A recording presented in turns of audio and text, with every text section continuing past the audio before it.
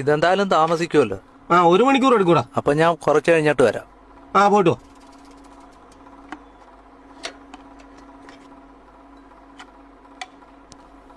ചേട്ടാ റെഡി ആയിരിക്കണം. ഓ 1 മിനിറ്റേ. ആ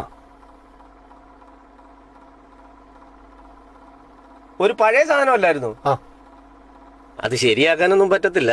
പിന്നെ ഞാൻ നോക്കാന്ന് എഴുതി എടുത്തു വെച്ചതാ. അതിപ്പോ ഇവിടെ കാണുന്നുമില്ലല്ലോ.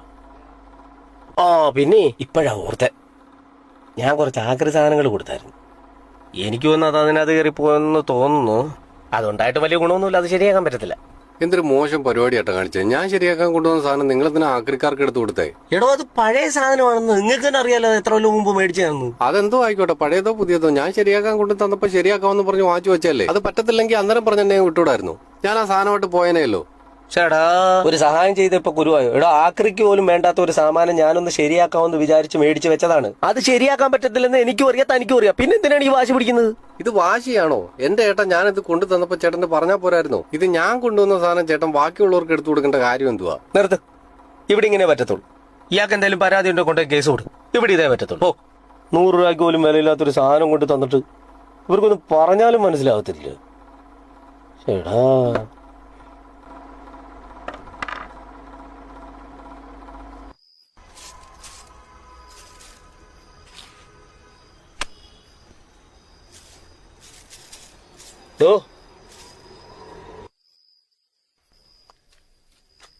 രാവിലെ അങ്ങനെയൊക്കെ സംസാരിച്ചതിനകത്ത് എനിക്ക് മാനസികമായിട്ട് ഭയങ്കര വിഷമമുണ്ടല്ലോ.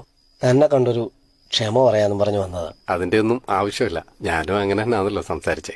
പിന്നെ എനിക്കത് വേണ്ട സാധനമായിരുന്നു, അതുകൊണ്ടാ. അതെനിക്കറിയാം. ആ കിട്ടിയായിരുന്നു. ഇത് ശരിയായോ? ഇതല്ലടോ, അത് ശരിയാക്കാൻ പറ്റത്തില്ല.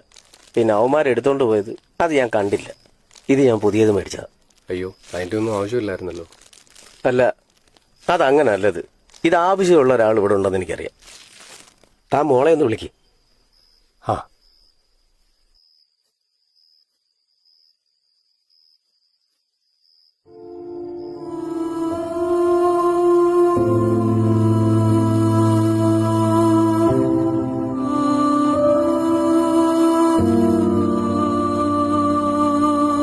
ഇഷ്ടമായോ?